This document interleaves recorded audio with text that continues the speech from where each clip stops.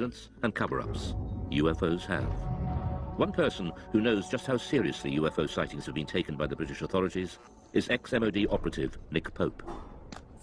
From 1952 onwards, it was decided that there really needed to be a small unit set up permanently to research and investigate the UFO phenomenon. And really from the 50s right up until 2009, the Ministry of Defence did have a small project looking at the UFO mystery. Pope ran the UFO desk in the 90s, helping add to the thousands of files the ministry had gathered for decades.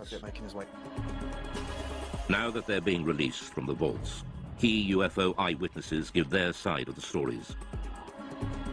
And UFO experts, skeptics and believers interrogate just what the MOD was keeping secret. Dr. David Clark is the journalist who helped first persuade the MOD to release the files. If you look in the files, there are thousands of unusual things people in the sky from right across the British Isles. There's absolutely no doubt that people see things in the sky that they can't identify. They always have done.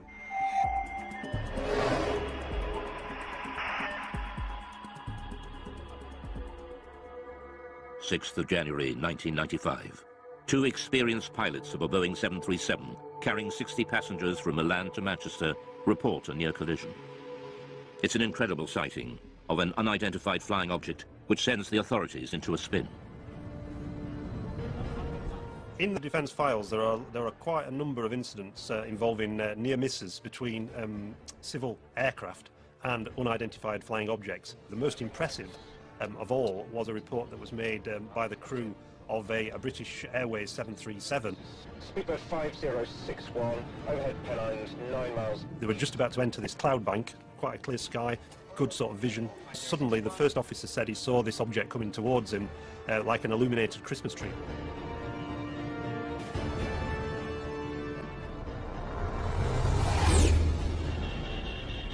What the hell?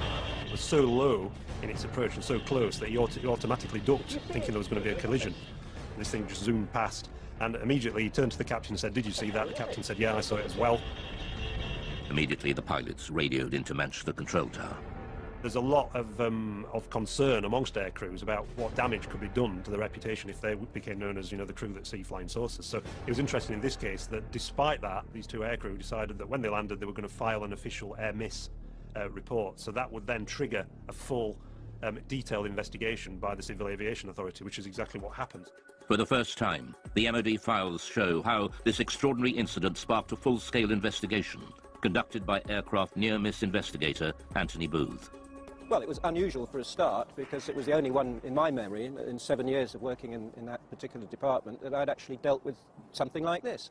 We could talk to the pilots, both the pilots. We would go through looking at radar recordings, RT transcript recordings of the voices of the pilots, recordings of what Manchester Air Traffic Control had to say. We just looked at anything that might shed some light on what this object might have been. The pilots now refuse to talk publicly about the near crash, but the MOD files recall what they told Anthony Booth at the time. My attention was initially focused on the glare shield in front of me, but I was diverted by something in my peripheral vision. The object had a number of small white lights, rather like a Christmas tree. The high speed of the object, although unable to estimate its distance, it was very close. There's a transcript of the conversation between the captain of the 737 and ground control. So this is Speedbird 5061. We just had something go down the right-hand side, just above us, very fast. And Manchester immediately come back and say, well, there's nothing seen on radar. Was it an aircraft? Well, it had lights. It went down the starboard side very quickly. Manchester say, and just above you? Just slightly above us, yes. Manchester then advised them to keep an eye out for anything, but they can't see anything at all. It must have been very fast. So we'll go down very quickly after it passed you, I think. Okay, well, there you go. The Manchester Control Tower could not find any radar signal. To radar expert Doug Robb, this is extraordinary. It says the likelihood of such activity escaping detection is remote, as the area is well served by several radars, and any movement at the levels in question would almost certainly have generated a radar response. Nothing was seen. So what was it that avoided radar detection? The MOD files show that the investigators and pilots considered all the possibilities. was a hang glider. At night, he's suicidal. Hang glider would not be picked up by normal radar, no. Comet. No, I don't think so. A meteor could be detected on re-entry if the radar was looking exactly in the right direction as that piece of debris went past at some speed. Military? Maybe, but I didn't recognise it. But we're near a major airport. It would have shown up on the radar response. Spy plane? I don't think so. Didn't look like a stealth. Stealth aircraft would not be picked up by normal radars. If a spy plane is being kept secret, it's not going to be flying where people can see it. And certainly nowhere near airliners. UFO? That'd be daft. I don't know. These pilots are not lying. They did have an unusual experience, which to them remains baffling. The files show the investigation seriously analysed the possibility of military activity. But they found no evidence from any official source. It seems most unlikely that such a flight would have been conducted so close to a busy international airport. So what was it? We revealed the conclusion, locked away in the MOD vaults since 1995, reached by Anthony Booth's investigation. Most of the incidents that we looked at, we could arrive at some conclusion, definite conclusion, but in this case, we couldn't really. We had to come up with an assessment of cause and risk. Both the risk and the cause were unassessable. Degree of risk, unassessable. Cause, unassessable. Really, that statement is really, really unusual to find that in an official air miss report, and it's basically saying we don't have a clue what was seen. What they'll say back at BA. I think they might rib us about this one. At the end of their the summary of the working group's discussions, it says that there is no doubt that these pilots both saw an object and that it was of sufficient significance to prompt an air miss report. Unfortunately, the nature and identity of this object remains unknown. To speculate about extraterrestrial activity, fascinating though it may be, is not within the group's remit and must be left to those whose interest lies in this field. To some ufologists like Nick Pope, the absence of any real conclusion leaves serious and unanswered questions. Now, to me, this was quite extraordinary. UFO does not mean alien spacecraft, but clearly, in some people's minds, whether it was the pilot and the first officer, or whether it was the investigators at the Civil Aviation Authority or the Ministry of Defence, clearly somebody was thinking, well, maybe, just maybe, this is something extraterrestrial. I can't speculate on what it was, I really can't. I mean, I don't know to this day what it was. All I know is that we can't assume we know everything in this day and age. There may be things that we don't know about. The Manchester near-miss investigation shows just how seriously unexplained sightings were taken by the MOD. But the UFO desk had been receiving reports from pilots for decades. The files reveal sightings during World War II, and in some cases, these were considered so grave, they were referred right to the top of government. The newly released UFO files confirm what many experts suspected. The British government was investigating unexplained sightings as far back as World War II. I don't talk about it too much to people, only close friends who experienced perhaps flying during the war.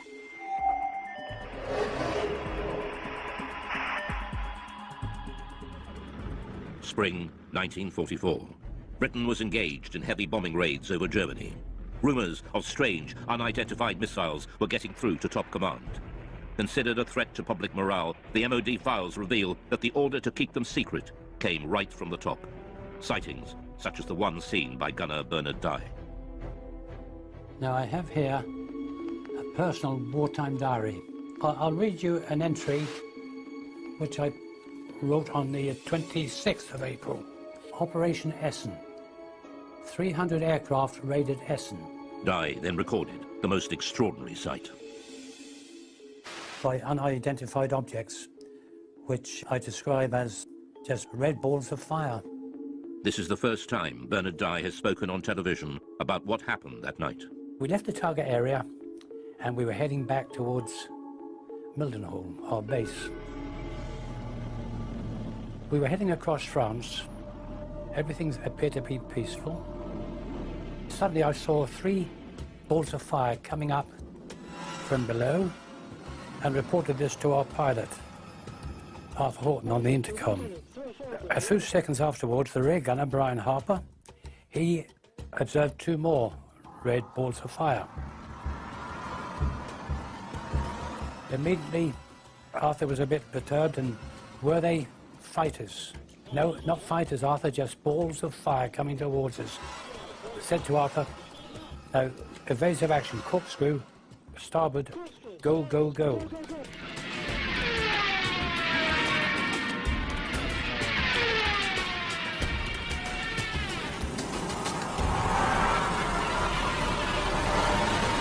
We travelled over 300 miles per hour. The aircraft was shaking like a leaf, and still they were following. The pilot was getting worried about burning the engines up. Engineer, Dave, what about the engines? Never mind the engines, skipper. Keep going, or something to that effect. The words were rather rude. It certainly gave me and the crew the willies to see them. After a short distance, these 5 red objects, they just got slower, and the red lights disappeared into the blackness below, and we got safely home. Well, when we got back to Mildenhall, our base, you know, each crew was interrogated by intelligence officers, and they just laughed at us. And this upset the pilot, and, you know, he said, "You wouldn't bloody well have been laughing if you'd have been sitting with us in the aircraft." What did Gunner Bernard Dye think they were?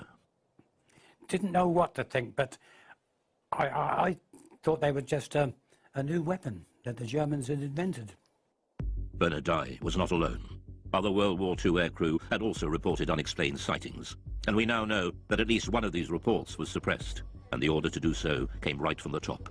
Wartime Prime Minister Winston Churchill was so terrified the report would leak out, he ordered a 50-year blackout. Mr. Churchill declared that the UFO incident should be immediately classified for at least 50 years, and its status reviewed by a future Prime Minister.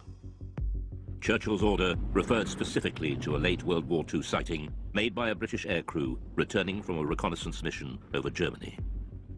The files record, "My grandfather was present during a debate about an unexpected incident experienced by an RAF bomber crew." The MOD files show that the story originates from the grandson of Churchill's bodyguard, who had been present at an urgent meeting between the Prime Minister and the US commander of the Allied forces, General Eisenhower, who discussed the incident together.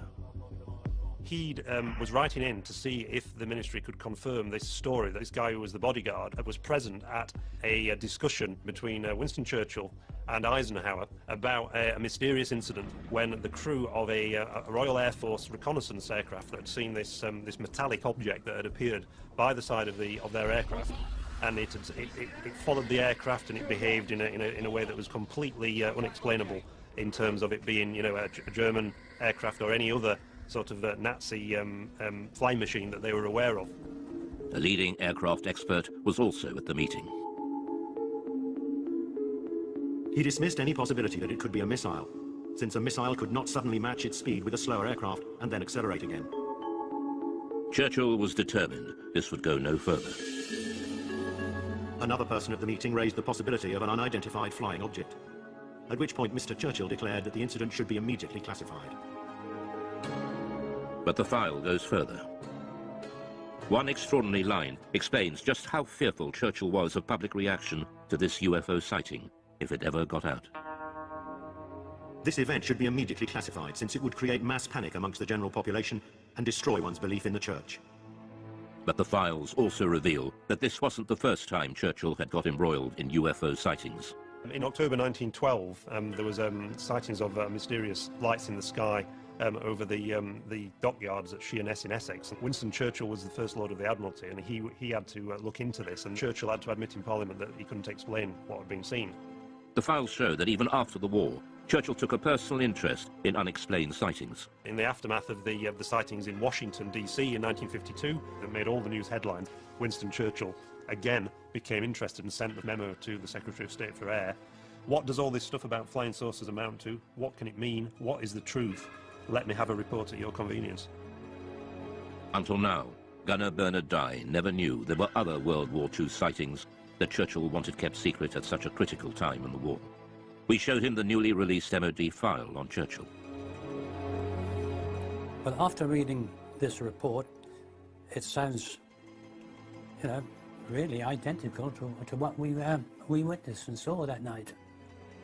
I haven't heard of this before, but it doesn't surprise me that he was told about it, because things happened during the war years, and there were other objects obviously appeared. It's interesting that during the 1940s there were a very large number of sightings reported by aircrew, and there are various Royal Air Force files at the National Archives that detail some of these reports. Rocket phenomena, they were described as, but they were never able to explain them. And at the end of the war, when they debriefed some of the Luftwaffe pilots, they said that they'd seen very similar things themselves, and they thought they were Allied secret weapons. So is there an explanation as to what the aircrew saw?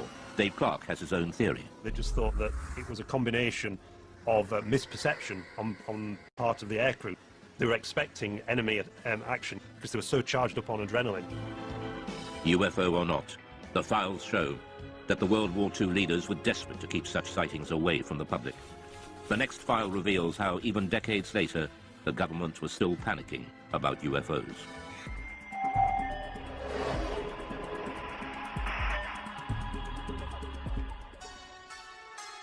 Many UFO experts believe that the Pitlochry file illustrates one of the most significant UFO conspiracies of recent times.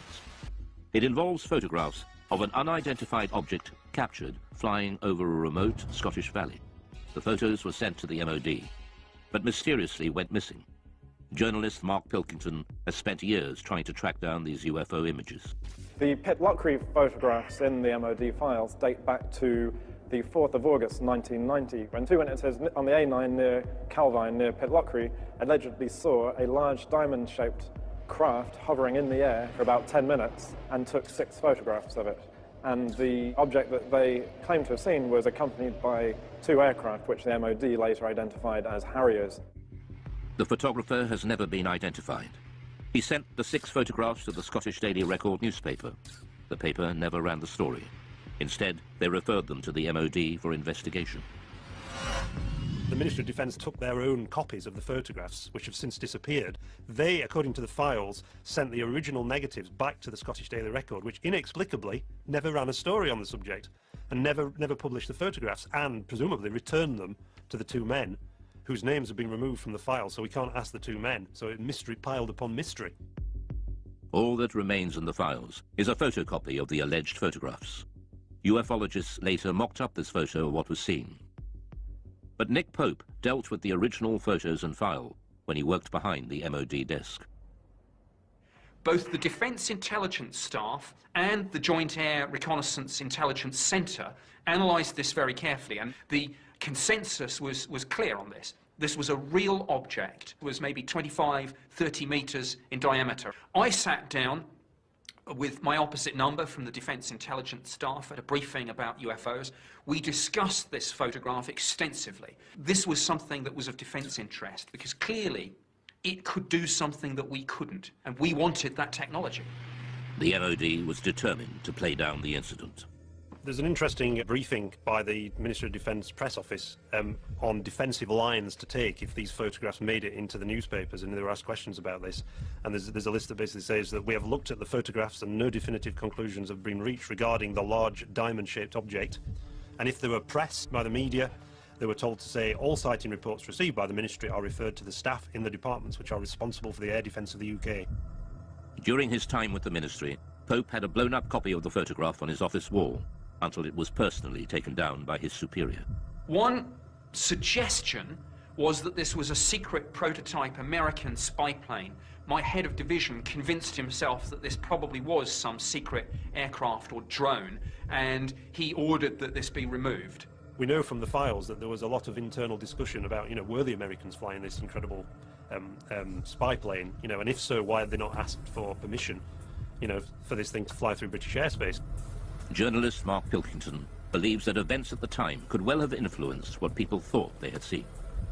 This was just 2 days after the first Gulf War had broken out, and there were certainly great deployments of aircraft towards the Middle East, and the UK was a kind of sort of stop-off point and a sort of launch pad for a lot of those aircraft. The MOD were clearly worried about public reaction, just as Churchill had been 4 decades earlier. So was there a cover-up by the MOD over the mysterious Pitlochry photographs?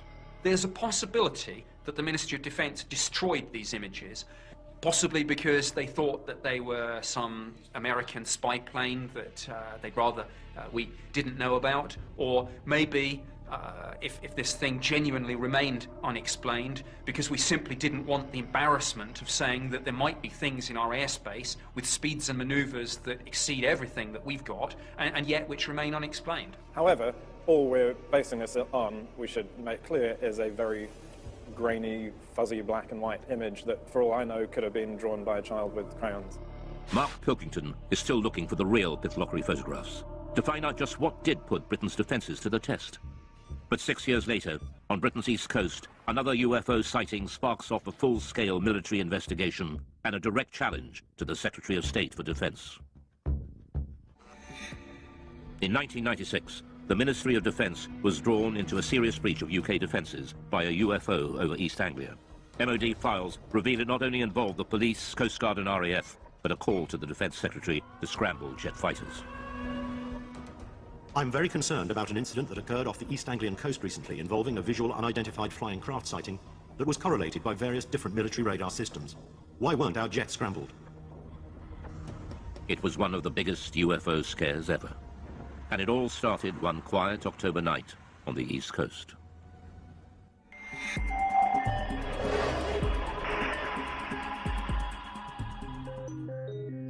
It was the police officers, actually, who phoned in the first reports. There's an extract from that. In the early hours of the morning, the police are saying we can see a red and green rotating light in the sky directly southeast from Skegness.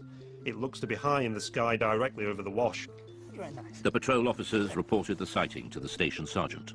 I immediately phoned it through to the Skegness control room, who relayed it onto Great Yarmouth Coast Guard Maritime Rescue, suspecting it might be an incident over the sea. We had a report at about 3:15 local time from Skegness Police, and they could actually see this light in a southeasterly direction. We were uncertain of what it was at the time, and we immediately made a report to the local air defence radars to see if they could see anything. The call went through to RAF Neatishead, the most important air defence centre in southern England. Clancy radar has a contact bearing at 221 degrees. They noticed that on one of the radars, a blip that they couldn't identify, that wasn't an aircraft. Could the mysterious radar blip and the strange lights seen by the police be the same thing? Panic calls from the public started to come in. No, I don't think they're invading. The call was put out to shipping to keep a lookout for unidentified lights. Then a tanker came back. MV Conocast to Yarmouth, we're seeing a group of lights above the Wash. The vessel at sea was the Connor Coast, and she was in much this sort of area. At 3:50 a.m., Patrol Officer P.C. Leyland rushed onto the police station roof to video the strange lights and managed to capture 5 minutes of footage, now showing a single stationary white light. News of the sighting spread quickly through the UFO grapevine. The transcript of the conversation between the Coast Guard and the police and the trawler crew was leaked to the local news, and it suddenly became this huge UFO incident that got to the attention of the local MP. The sighting gathered such momentum, even local Labour MP Martin Redmond got embroiled and started asking difficult questions. Martin Redmond said, look, you've got police officers seeing UFOs, you've got Royal Air Force officers tracking them on radar, and yet you don't even get the aircraft in the air to take a look at this thing. Here's a copy of the letter that Martin Redmond MP sent to the Right Honourable Michael Portillo, Secretary of State for Defence, and he says, I'm very concerned about an incident that occurred off the East Anglian coast recently involving a visual unidentified flying craft sighting, which was correlated by various different military radar systems. While I'm interested in finding out what was seen, my primary concern stems from the absolute shambles that such an event seemed to cause. So he's really sort of having a go at the Ministry of Defence and saying, why didn't you react to this? What are the RAF doing? So this really stung the RAF. The files reveal a picture of chaos. The letter sparked off an MOD investigation to explain the RAF's resistance. Doug Robb was operations manager on the night. We showed him the MOD findings. He wasn't surprised by the conclusions. This diagram is the radar plots over Boston on that night. And in summary, it shows that Claxby picked up the object, but it didn't move, and it was on land. And after investigation, it was decided that it was the Church Tower, the Boston Stump, as it's known. The files were certain this was the culprit. The church is known in aviation circles as the Boston Stump, and appears occasionally on some radars in certain radar propagation conditions. They said that this was a completely separate phenomenon to the bright stationary lights that had been seen by the police from Boston and Skegness and by the tanker crew. The report concluded there was no justification to order the scramble of RAF fighters, much to the chagrin of the local MP, Martin Redmond. You'd scramble for a high-speed incoming aircraft 200 miles away, but you're not going to scramble the aircraft for a fixed object on land. I mean, what's the threat? If what the radar picked up was indeed a church, what then were the mysterious lights seen by the police and the tanker crew? The MOD scrutinized the police video footage. It suggests a distant celestial source. The MOD sent the footage onto the Royal Greenwich Observatory for analysis. Their report has been kept buried since 1996 in the MOD files. UFO and astronomy expert Ian Ridpath was shown their conclusions and the police video. If you look at the police video, you can see it's just a bright dot of light just sitting there, not appearing to do anything. So, to me, this shows that even the most impeccable witnesses can actually make what is really a basic mistake, which is just misidentifying bright celestial objects. Well, the most common culprit is the planet Venus. In fact, it's called the Queen of the UFOs, and this is because it's the brightest object in the night sky after the sun and the moon, which could have been what the police were seeing. He also believes there's an explanation for the colours of the lights. When the camera zooms in, very often the camera will completely lose focus, and you can actually see some odd shape to the light, which is actually the diaphragm of the camera. But this doesn't explain what the tanker crew observed. The MOD investigation found that they saw a light coming from a different direction to Venus. And they were baffled. These lights remain unexplained. But expert Ian Ridpath believes there is an answer. The object that the tanker saw to the north, I think, was another bright star called Vega, which is also just appearing to twinkle and flash multicolored lights. UFO expert and skeptic Dave Clark believes there is a reason why this escalated into such a major incident. This happened in 1996, which was the very height of the popularity of the X-Files series on TV. It was the biggest sort of year, the 1996-97, in terms of number of reports they received since 1978. So is this case closed for East Anglia? Or will more mystery emerge, just as it has, with one of Britain's most celebrated cases that refuses to go away, the Welsh Roswell?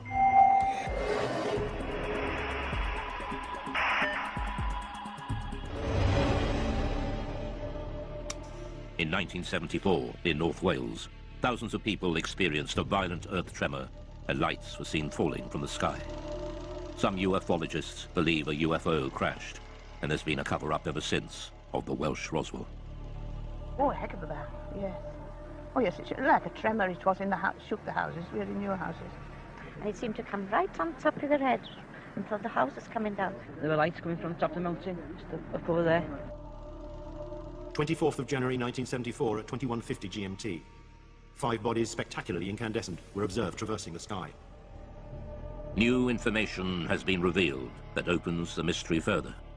Named as one of the main witnesses in the Berwyn incident is Hugh Lloyd, then a 14-year-old farmer's son. Just after 8:30 p.m., Hugh's family felt the massive earth tremor. It was a frightening experience. Almost 40 years on, Hugh still remembers that day as if it were yesterday. It was like this thud, and straight away the whole place started shaking very violently. The light flickered in the lights in the picture on television, snow on the screen. But we were all frightened. We didn't have a clue what it was. And Enoch said it must be an explosion, and then the phone started ringing. Hello? Like neighbours, phoning to ask, did you feel that? And then roughly about 20 minutes, there was a knock on the door. And there was a police officer there. And he said, we've had reports there's a plane crash that's come down on the Berwyn, and we'd like to commandeer your Land Rover to go up there. Me being 14, I said, well, Enoch, you better drive it.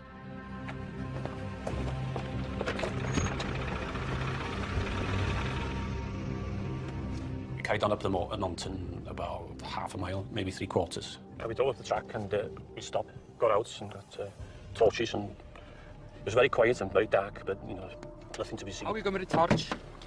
One of them said, there's nothing here. It's too quiet, we can't see anything. We might as well go down. So we turned back to the vehicles, and as we were approaching the vehicles, we saw this very bright white light. It's up the valley, just behind those trees there, up to the left in the valley between those two mountains. A very bright white light, you know, coming up from the ground, you know, pointing upwards. But it was, you know, very, very bright. I knew it was coming from the ground, but we couldn't actually see the source of the light because it was, you know, in the valley itself, being hidden. The light didn't look like a plane crash. It was too white for a fire. It didn't last for very long. 20 seconds at the most. They searched the mountainside, but there was no sign of a crash. So what was the light? UFologist Andy Roberts has researched the Berwyn UFO for years. Although a skeptic, he admits there is a central mystery to the incident involving another key witness. At a village nearby called Llanderfel, there was a district nurse called Pat Evans. She felt the explosion there, and because she was a nurse and had all the medical equipment, thought, if a plane's crashed, I could get up there and give much-needed help until the emergency services arrived. Pat Evans was with her 2 teenage daughters, 4 miles from Hugh Lloyd when the earth tremor hit. So she picked up her 2 young daughters, got them in the car, drove the 10-15 minute drive up onto the B4391 road, expecting to see an aircraft crashed and in flames. This is the road that she was driving on, and it's a road that she knew very well, so she had no problems driving up here at night. And obviously she was out there looking for what she thought was going to be a plane disaster. And just as she came out from the other side of this copse of trees, she was absolutely astonished to see, far across the hills to the left, a huge ball of red, white, orange, pulsating light. Whatever the object was, it was too far from the road to be reached on foot. Pat and her daughters watched, astounded at the ball of light, slowly pulsating and changing colour. She described it as being half the size of the moon, and around this object were moving torchlights and vehicle lights. She realised that it clearly wasn't a crashed aircraft and that someone or some people were there attending to whatever it was. And realising that, she drove back home and went to bed, and to this day is completely mystified by what it was. So what did Pat Evans and Hugh Lloyd see that night? We reveal that even the arrival of the mysterious men in black couldn't provide all the answers.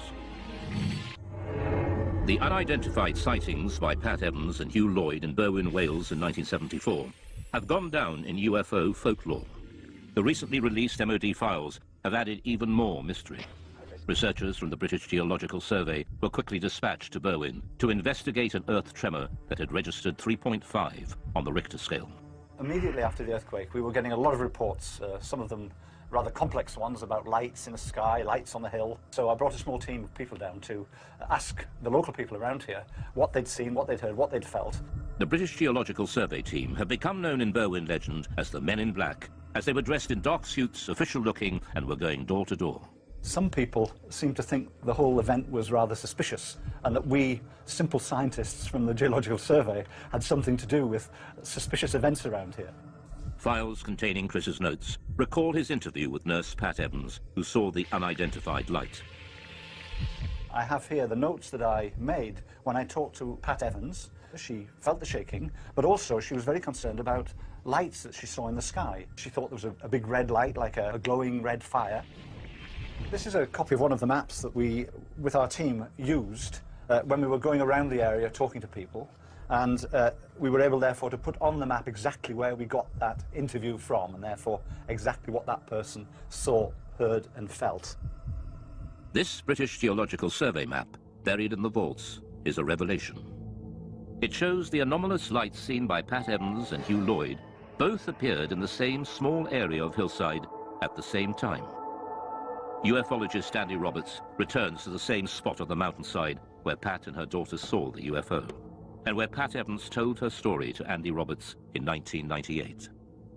When I brought Pat Evans up onto this mountain road in 1998 and she told me her story then, I photographed her, and the photograph that I took showed her pointing to where she saw what she saw in 1974, and judging by this photograph, she was pointing over there, and which we know is where the police and farmers were searching that night.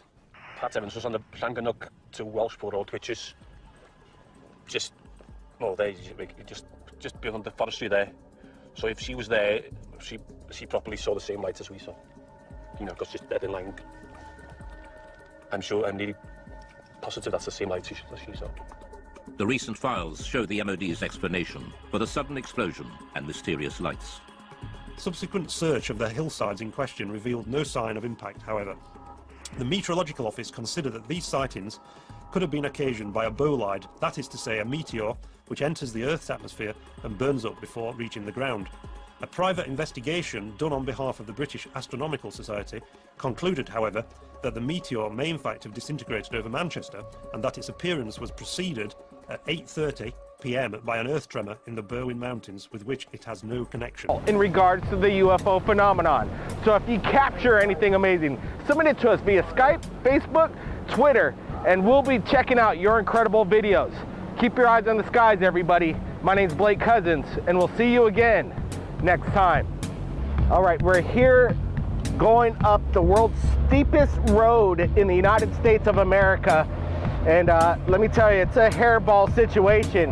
I'm gonna put it into third gear and we're gonna take this all the way. Like I said, world's steepest road in the state of the United States of America. Here we go, let's gun it. Everybody hang on now. Okay.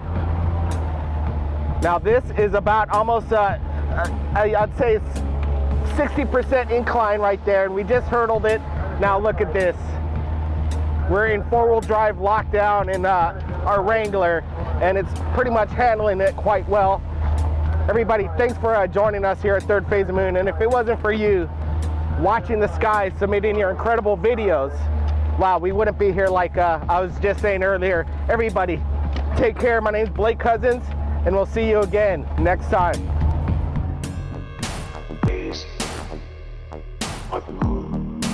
This is Blake Cousins, founder of Third Phase of Moon. Welcome to the show, Blake.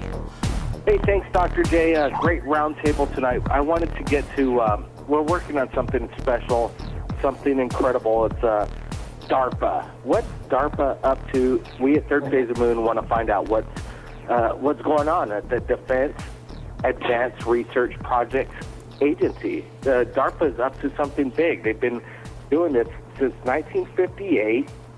Their headquarters are in Arlington, Virginia, and they have 240 employees, and they have $1 billion budget. These aircraft that DARPA's using and building from reverse Elling technology, it's something incredible, something that needs to be investigated. We're looking for people that are on the inside of DARPA. There's only 240 employees. What's the turnover rate over there? Somebody has had to have been fired from there or want to speak out. We're looking for DARPA employees that want to talk and share what's going on over there, because something's going on. These aircraft are something straight out of a Star Trek movie, but they don't look like UFOs. UFOs and these other videos that we get right here at Third Phase Moon, they're unconventional. DARPA keeps it conventional, but still there's that edge. Is anybody on the... What do you think about I've that? actually worked on a few DARPA projects, and usually they're cutting edge. The stuff that I was doing was semiconductor stuff. Typically, always trying to push the envelope, and that's typical of DARPA projects. Is they're always trying to push the envelope of whatever particular technology. So DARPA, I think what they're doing is reverse engineering. Obviously, I think it's a given. Obviously, we've had craft since at least 1936. Hitler had. We've had them since 1942, the Cape Girardeau incident in Missouri, unless you want to go back to the 1896 case in Aurora, Texas. But obviously, to say that we have had ET craft and have not reverse engineered them would be very stupid. Well, that's, if you want to look for the ET connection, if you look at Corso's book, The Day After Roswell, he says that the technologies that were released were semiconductors, night vision, and lasers. Right, exactly. There's a trifecta. Kevlar, right there. Kevlar too. Well, Kevlar, yeah, but from my standpoint, I happened to be in the optics industry, which dealt with semiconductors, lasers, and night vision. So that was kind of, And he seeded that technology into what we're using and right DARPA, now. of course, feeds it. They basically do they fund the high tech, the state of the art stuff, and then that all filters down. Mr. Kelly, let me ask you. So you say yourself you worked on the DARPA project? I worked on, when I was in the optics industry, making parts for photolithography systems and stuff like that, microphotolithography, semiconductors, servicing the semiconductor industry. Several projects that came through there over the years were DARPA, but typically, I can tell you exactly what they were. They had to do with printing the mask of the semiconductors. In other words, the master patterns for the photomasks. And the Let me thing ask you, Mr. Lee, thanks for coming back on Third Phase Moon. There was a lot of comments on the Illuminati came forward, and you gave a lot of information. People were really interested in your insight. But when the annual budget claimed by Wikipedia is that it's $1 billion and there's only 240 employees, that's accurate? Blake, let me jump in for that. I got to tell you, is obviously what's written as the budget is not the real budget. And I know this for a fact because this SEAL, who's not into conspiracies or anything at all, he was just a normal Navy SEAL who was in Vietnam from 66 to 69. And then he did 2 mercenary missions. And he said every single mission during the SEALs and the mercenaries after came from the CIA. Well, both mercenary missions were to guard giant cargo ships full of coke, 2 coming to the U.S., 1 from Peru, 1 from Colombia. But that's not DARPA, John. But that's black ops. A lot of people, that's funding black ops, though. Well, see, but that's another thing. I was involved in that too. But the DARPA thing is different. DARPA really does go out to industry in the form of grants and contracts to make advanced stuff and assemble advanced stuff. And so it's very much a technical construction arm of the, and if you will, a de-engineering farm too, no doubt. Certainly, obviously, they were de-engineering equipment, and that's why they were able to direct this. They knew what to build. They could write these specifications, advanced specifications, because they knew what direction they were trying to head with this stuff. So, but well, that's exactly, you hit it right on the button, because in 1958 they originally established DARPA as their original mission to prevent surprise, like a launch from a Sputnik, or Soviets had beaten us to the States, but now they're also creating this to surprise our enemies. And this keeps changing. They actually changed their name from ARPA to DARPA. When you were working there, was it ARPA or DARPA? Okay, well, that's what you're talking about. That's the predecessor to the internet, where they had the ARPANET and the DARPANET. But, gosh, what was I going to say? The thing about this, it's a little bit different, the technology stuff. I'm sorry, I kind of... Well, Maxwell on DARPA. Maxwell, I want to ask you on DARPA and also HARP, because you mentioned about the ley lines of the Earth, and there seems to be a natural energy why there's cities at certain places, and 33 degrees and all the rest of that. I know you know about that kind of stuff. So what's your take on both DARPA and HARP and the ley lines? Go ahead. John Bearden and Dr. Bob Beck were talking about ELF, the extreme low frequency, and the woodpecker effect coming out of Russia. Woodpecker is still, I guess, in operation. You hear it on shortwave. And so the whole concept of using frequencies and high technology, what they call over-the-horizon radar, to create earthquakes, to create hurricanes and volcanoes down, I don't know. There's all kinds of high technology that's been known for many years. I mean, Tesla was doing that kind of stuff a long time ago. And so the guy you really want to listen to on that kind of stuff is Colonel Tom Bearden. You can find him on the web and just listen to some of the stuff he's talking about DARPA, but he's talking about the occult and heavy-duty stuff that this government and other governments around the world are actually doing. And I would throw in something that you might want to look up. It's called the woodpecker. A lot of people may not know what I'm talking about, but it's a very interesting subject. Just look up woodpecker effect, and you will see that both Russia and America have been using this kind of high technology, ELF, extreme low frequency, to cause people to go crazy, causing people to get angry, causing people to become confused electrically. So all of this stuff has been known. I mean, I'm sure it was enforced as far back as maybe the 40s and 50s, but it started to come out in the 70s. This high technology using electronics to confuse people, to cause strange cloud formations, and of course that brings in horror. So all of this stuff is very legitimate, it's very, very real, but there's a lot of good stuff out there now, a lot of good information on it now that wasn't there back in the 70s when we were originally talking about it. Look into Bob Beck, guys. Yeah, Congress sent Bob Beck to Russia to investigate the woodpecker, and he basically smuggled some gear in there that allowed him to analyze the frequency and figure out what was going on. And he was a dear friend of mine for many, many years. Yeah. He was a friend of mine too, George. Yeah. He used to hang out at my shop and buy lasers for me to use as pointers at his lectures. Yeah. Yeah. I loved him. He was a wonderful, wonderful man. He always wanted the most powerful laser. You know, had to be twice as powerful as what anybody else had. They keep changing their story and their name. If you've worked for ARPA or DARPA, we'd like to interview you on Third Phase of the Moon and find out what's going on behind the scenes. Everybody keep your eyes in the sky, and if you captured anything amazing, send it to Third Phase of the Moon via Skype or Facebook. My name's Blake Cousins. We'll see you. Wow, look at it light that up. Wow. Welcome back to Third Phase of the Moon. My name's Blake Cousins, and we're going over breaking news that we just released on YouTube. Third Phase of the Moon.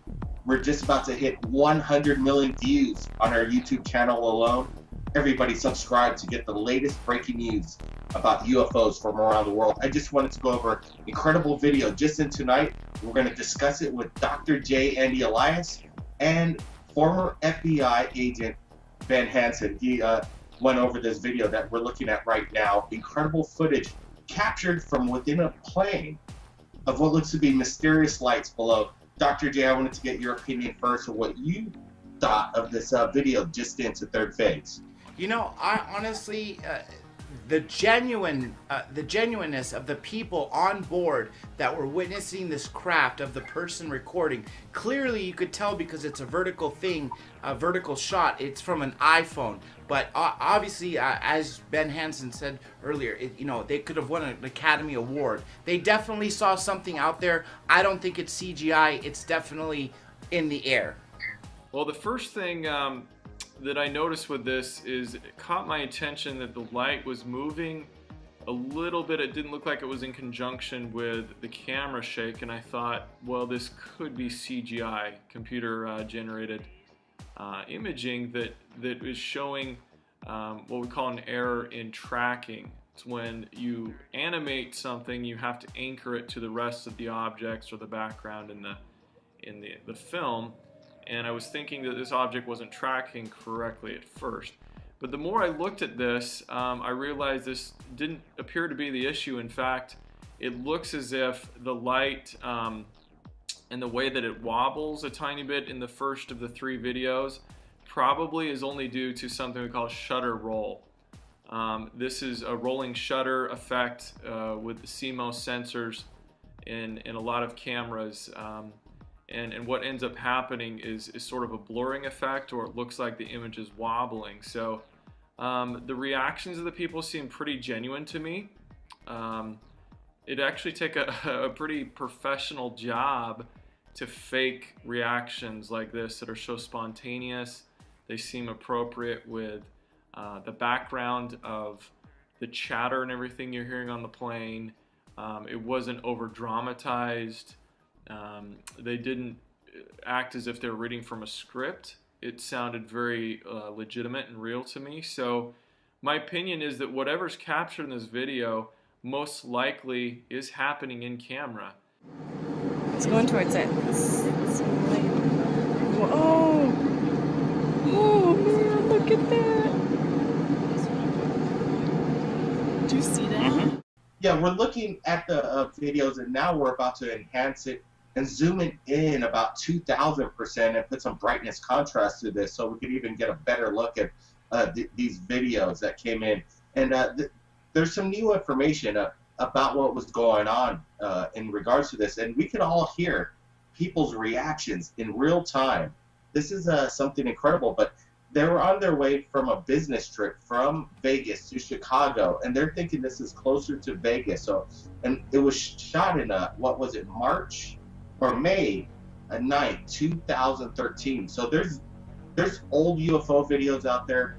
He said he couldn't share it with Third Phase of Moon because he had a hard time editing these 3 clips together and zooming in on the UFO. And that's what we do here. What we do here at Third Phase of Moon is analyze these videos. What do you think of looking at the trifecta, John? Like you see it from one light and then it transforms into a triangle formation. You know, that's definitely not the first of a UFO doing that.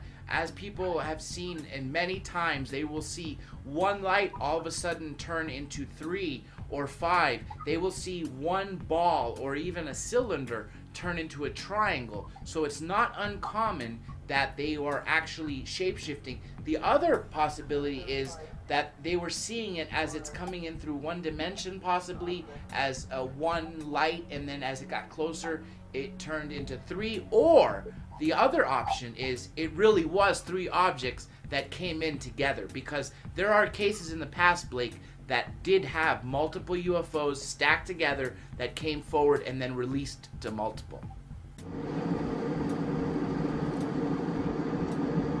Wow, look at it light that up. Wow. It appears to be maybe a half an hour of time. We're looking at something where the sun is probably just set beforehand. In the third video, it's actually quite dark. I wouldn't be surprised if this happened over about a half an hour. In the last videos, though, what you'll see is part of the reflection of the inside of the plane. So the other passengers, you're kind of seeing them, you know, backlit and reflecting. So there is some of that, but the object and the light is consistent throughout all the 3 videos. That there's something illuminated makes me believe that this is actually happening down beneath and outside of the plane, not an artifact of camera reflection or something inside. Plus you have the witnesses who are corroborating. We're led to believe probably someone in the row behind them or in front of them is also seeing the same thing, which, you know, angles of camera flares and things like that just wouldn't match up. Weather phenomena, I don't think so. The only thing I could think of, it was a pretty clear day. It didn't look like there was much haze at all. And I don't think that anything such as ball lightning or a weather phenomenon that would be very rare, you know, would continue, especially for such a great amount of time as what we're seeing over several minutes.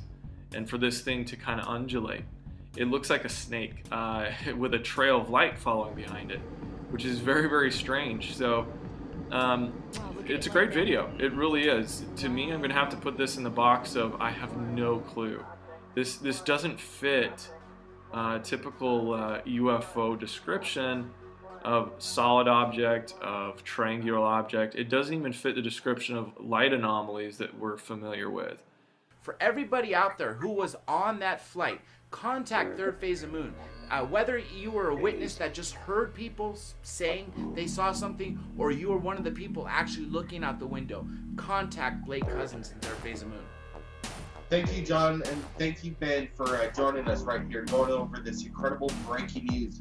Everybody, look at the videos. We've contrasted it, again, zoomed in, listen to the reactions, and if anybody has old footage, you know, whether it goes back to the 60s, Super 8, high VHS, Super VHS, we want to go over it, look at it, zoom in on it, because I know there's an archive of UFOs still waiting to be seen and shared to the world. Everybody, keep your eyes on the skies. My name is Blake Cousins. We'll see you again next time.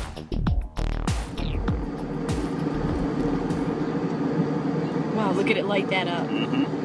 Wow.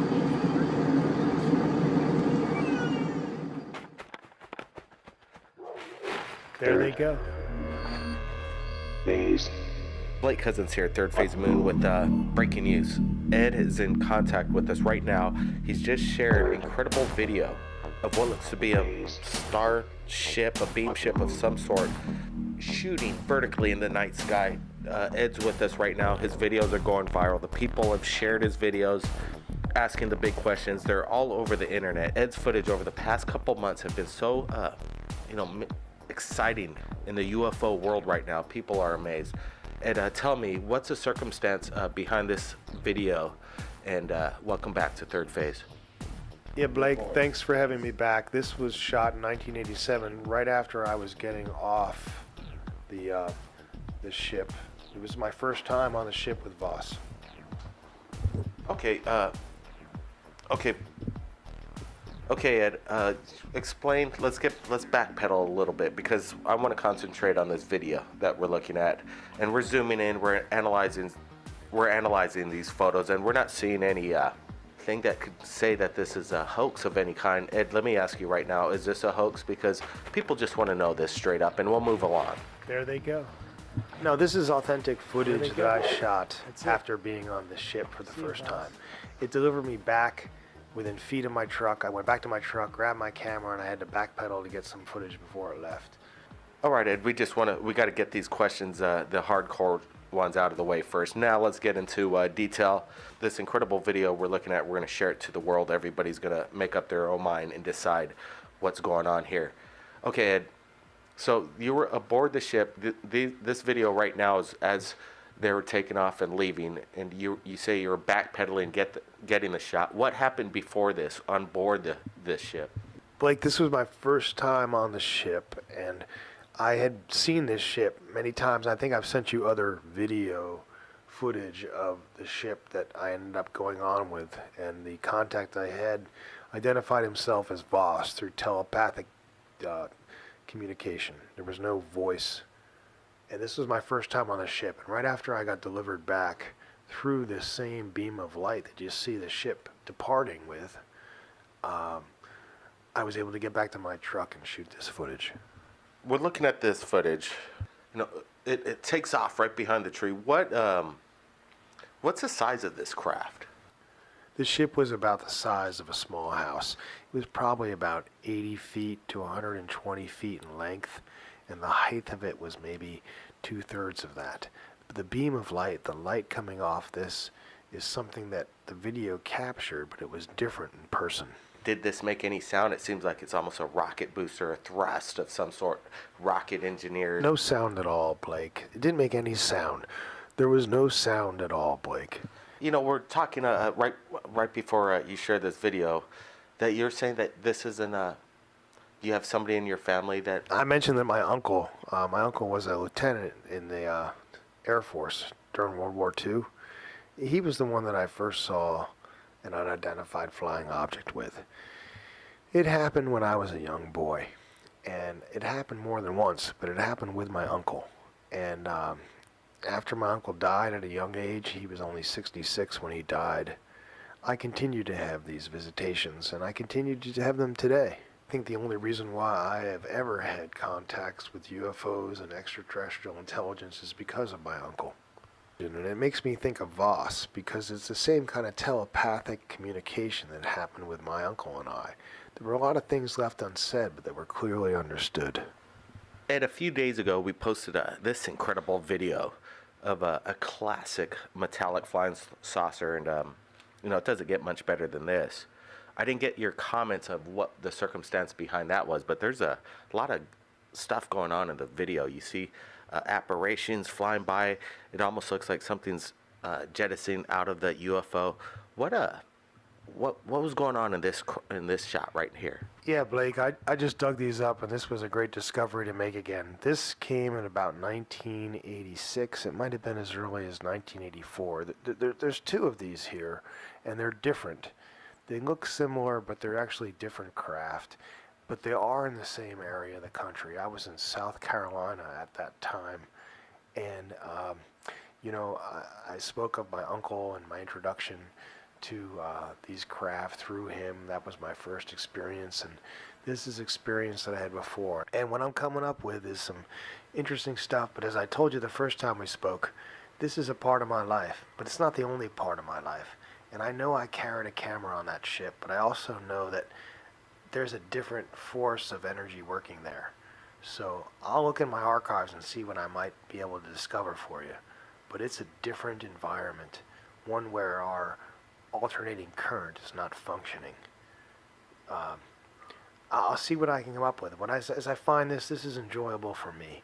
I'm having a good time looking at these old archives and digging the stuff up. And as I said before, this is just a part of my life. Like there's another part of my life.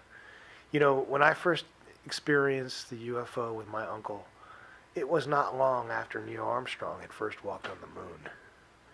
And, you know, this just seemed normal to me when I had this experience with my uncle. But what's happened since that time has been very slow. And that's okay, because this is just another part of my life. But the fact of the matter is that, you know, we all heard last week about ex-President Clinton coming on the news and saying, you know, the aliens are coming. I mean, this is common knowledge. The aliens are already here. How does that make you feel, Ed, that, you know, these ETs are making contact with you, and the you know, presidents of the United States can't even prove that ET exists, and, you know, Area 51 once held the bodies crashed from Roswell, and, you know, they have the alien technology, and presidents can't even be involved with that, and you're making contact with them. Well, Blake, at the risk of sounding arrogant, I'll just tell you, I've had these experiences, maybe we're counting 60 experiences I've had, visitations, being on alien craft, seeing these objects, communicating with Voss, my history. So I don't look at it in terms of the way other skeptics might look. And I truly believe that this is much bigger than any Area 51 or whatever happened with the president. This is much bigger than that kind of detail. They brought me on the ship with Voss, escorting me into another room where they presented to me an image that I saw. I can only describe it as being a hologram, where this image was floating in free space, and this image was me, and it was who I was. That's what they were communicating to me telepathically. They were saying to me that this is you, and this definition of me through this hologram image that was like a DNA chain, a mathematical formula of my genotype, and what they were communicating to me was that this was in compliance of what they wanted to be. This was welcoming to them. This was friendly to them. This was what they wanted, and this was positive, and they were almost congratulating me for who I was. We want the details, Ed, and these photos and videos that you continuously submit. We're looking forward to you keep digging into your archives and sharing what it is. You have Super 8s. You need help to recover some film. We'd love to do that. Ed, thanks again for joining us at Third Phase Moon. You keep in touch. It's my pleasure, Blake. I appreciate Third Phase of Moon and your forum for me to share my archives with, and I'll keep looking to see what I have. Maybe I have something that you're interested in, and we can share with other people. Thank you. Thank you, Ed. And wow, we just wanted to do it like we do it at Third Phase of Moon. Share it in real time, liquid information. It's like a faucet of water, continuously streaming live to the people around the world. Everybody keep your eyes on the skies. And if you've captured anything amazing in regards to the UFO phenomenon, submit it to Third Phase via Skype or Facebook. My name's Blake Cousins. We'll see you again next time. There they go. There they go. That's it. See you, Voss. By popular demand, we are pleased to announce the Third Phase of Moon album is finally featured on iTunes. With all your favorite songs and themes you hear on the top UFO channel on YouTube, Third Phase of Moon. Out of This World soundtracks composed by master artist Paul Barrett. With 12 remastered and extended cuts to enjoy. Download them now, exclusive on iTunes. Click the link in the description below. Now listen for yourself, heard by millions around the world, Paul Barrett's album, Third Phase of Moon.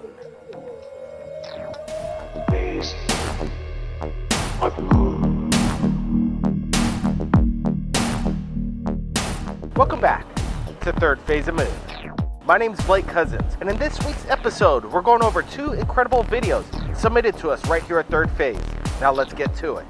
Now for our first video, shot from Austin, Texas by Jason, who describes this incredible object as a sight to behold.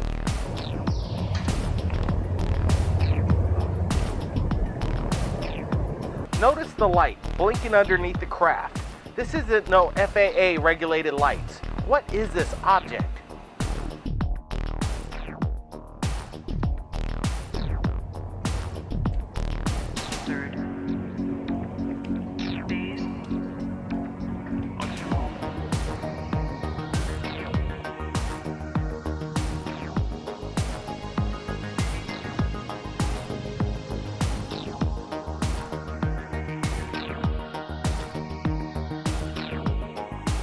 There it goes behind them trees.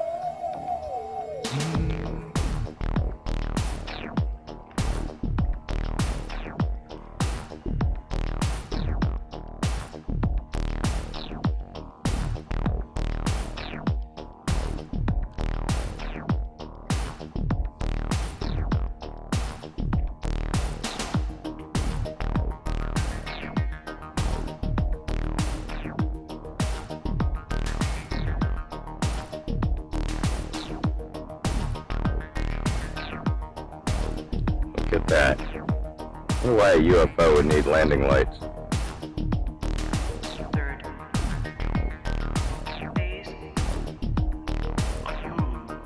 I wish this thing would focus in a little better.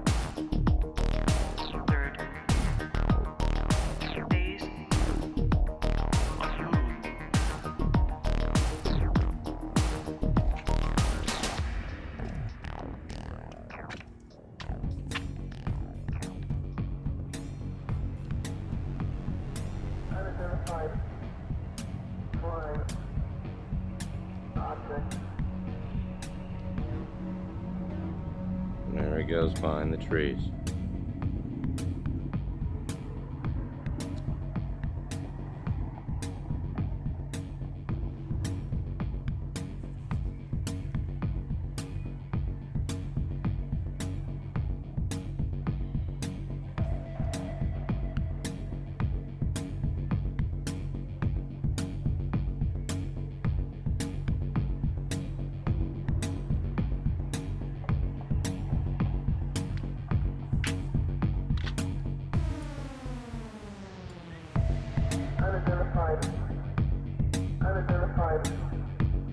Unidentified flying object. Unidentified. Hello. Unidentified flying object.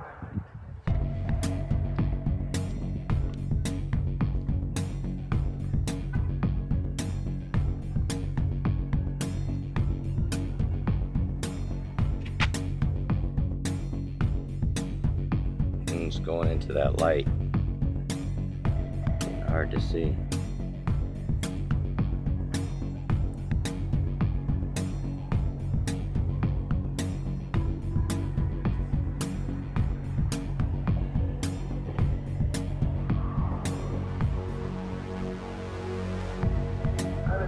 Still see it going behind them trees. It's right over downtown Austin, Texas. Unidentified flying object. And I can't see it anymore. Still see it on film though. It's gone though, I can't see it at all.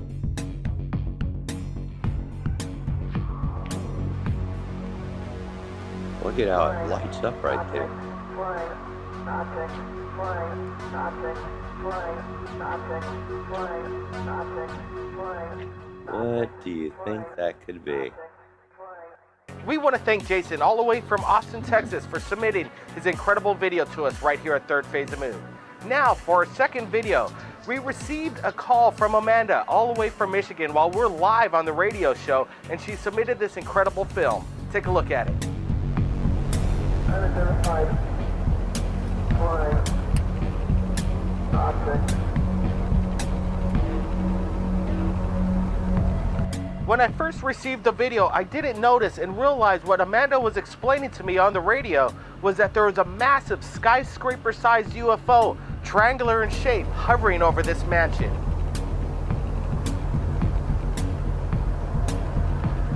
Could this be a TR-3B, a reverse-engineered alien military aircraft? You decide.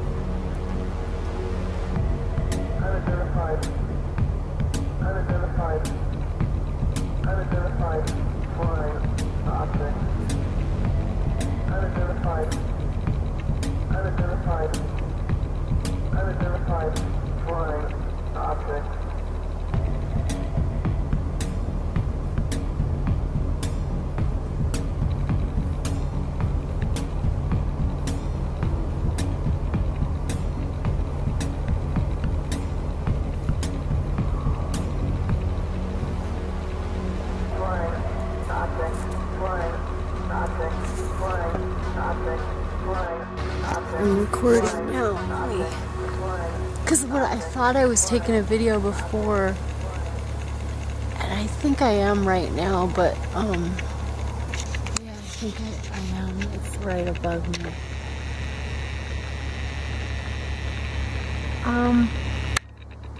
It's hard to tell how high it is. No. I'll show you the video because right now I am taking a video. Oh my god, it's gonna be on the news. It has to be. Somebody else has to be seeing this.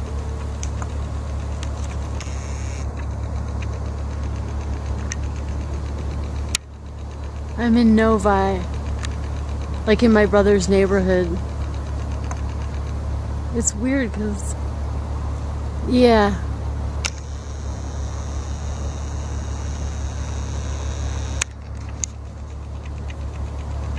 Let me get another.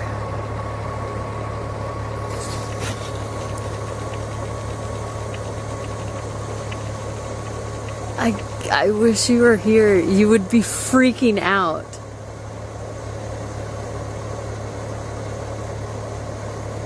Yeah, I'm taking good footage now because there's a perspective, like there's a house in perspective, and now it's kind of going far away now.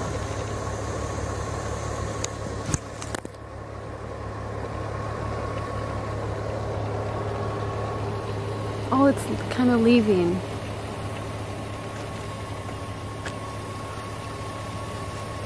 It's going east. Oh my, they have to know I'm here.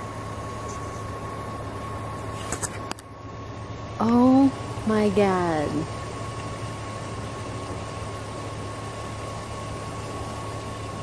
I'm seeing my first UFO. Like, no, 100%. There's no way, unless somebody has a remote controlled thing, which there's no, because I still see it. It's like, oh my God. What are these strange lights appearing over the planet Earth?